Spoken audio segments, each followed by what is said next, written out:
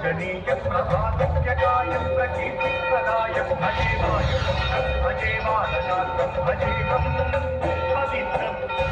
అది రామాయణ మహాయుద్ధం భీకరంగా సాగుతున్న తరుణం. శ్రీరామచంద్రుని సారథ్యంలో వానర సైన్యంతో విజృంభిస్తూ లక్ష్మణస్వామి తనతో పోరాటం చేస్తున్న రావణుడి కుమారుడు ఇంద్రజిత్ తలని బాణంతో ఒక్క వేటుతో వేరు చేశాడు. ఇంద్రజిత్ మరణ వార్త విన్న రావణుడు ఆవేశంతో ఊగిపోయాడు. ప్రతీకారం కోసం పాతాళ లోకాధిపతి తన సోదరుడు అయినటువంటి మహిరావణుడి సహకారం కోరాడు.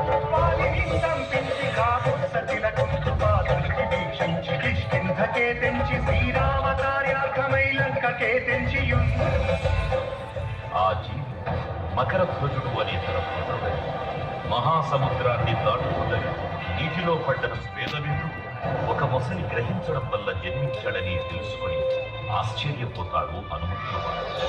బ్రహ్మాండమైనట్టి ఆ శక్తిని వైచి ఆ లక్ష్మణుం మూర్తనుందింపగానప్పుడే పురాంతమయ్యుండనప్పేడనుంది భీషణ్వేడు కంతోడు వచ్చి పట్టాభిషేకంపు చేయించి సీతామహాదేవిని తెచ్చి శ్రీరామునిచ్చి అంతన్నయోధ్యాపురించొచ్చి పట్టాభిషేకం